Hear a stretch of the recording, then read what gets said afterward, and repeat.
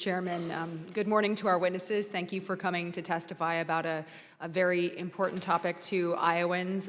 It's no secret that our academic institutions have become susceptible to influence from malign actors, and that the CCP is leading the charge to take advantage of our schools and our tax dollars to going to those institutions. So I think it should be concerning to all of us that they have found ways to manipulate that and undermine our values, our way of life, and our safety. And I would like to focus today on Department of Energy, which is truly the heart of our country's basic and physical research, and will be, of course, leading the next frontier for energy availability and security. Back home in Iowa, we are very blessed to have the Ames National Laboratory conducting research into rare earth minerals, critical minerals, magnetics, and so much more. They regularly partner with our institutions, including Iowa State University, allowing our students to have those hands-on experiences in an advanced lab setting. And it was just last summer we welcomed Secretary Wright for a tour of the Ames Laboratory to see up close that work that will help to change the future of our energy needs for years to come. So, Mr. Ison, my question is for you today.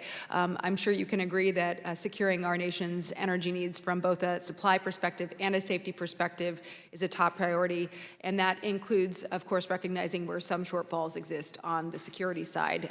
It should be a top priority there, given how the CCP has been able to access some of our premier institutions. But I want to address how federally funded research like what is happening at the Ames National Lab could be at risk of abuse from serious actors from within the CCP, especially with those possibly linked to the Chinese military and their web of state-sponsored organizations. So can you talk a little bit to how Department of Energy really triages the risks of foreign influence at the institutions, and then what review systems do you have in place to make sure those federal grants are vetted properly during that review process? Great, thank you for that question. So the way that the department approaches research security is essentially in two buckets, funding buckets. We of course fund the national laboratories, we also fund financial assistance. And consequently, we have different risk mitigations attached to each of those. So as I mentioned earlier, the department's approach for the national labs is using physical security, our counterintelligence presence, export controls. There is a vetting process that has been enhanced over the years. I should note that the vetting requirement was congressionally passed in 2000, attached to an NDAA, specifically identifying certain sensitive country foreign nationals as being required prior to access. Do you think we need to do more there now, knowing what we know now about their influence and their efforts to intervene here?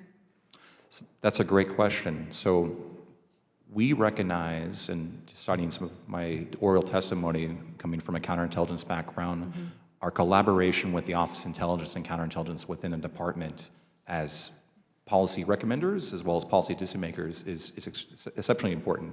We recognize the evolving threat, and correspondingly, we adjust our policies to mitigate that threat. For instance, and there's a lot to cover here, for the Foreign Talent Recruitment Program prohibition back in 2019, we evolved our policy based upon discussions within inside the department that did not cover enough, right? So we expanded the scope to include all these other types of activities, in-kind support, Chinese Scholarship Council, offers of future employment as restricted activities that have to go all the way to the secretary for approval for laboratory employees. So the bar is very, very high. In terms of our vetting system that we have in place, we have piloted a new risk management framework that the department initiated in March of this year, and now we have fully implemented across the complex. That applies a tiered vetting approach. We have included additional requirements under the classified foreign national access order. So there's additional information foreign nationals have to provide, which in turn allow our counterintelligence professionals in the field to be able to make better assessments and better advice and recommendation. And lastly, on foreign national access, but again, there's much to cover, we have an escalation clause that is now included as a requirement for the laboratories. And what that means is that our local counterintelligence officers will make a recommendation to laboratory leadership.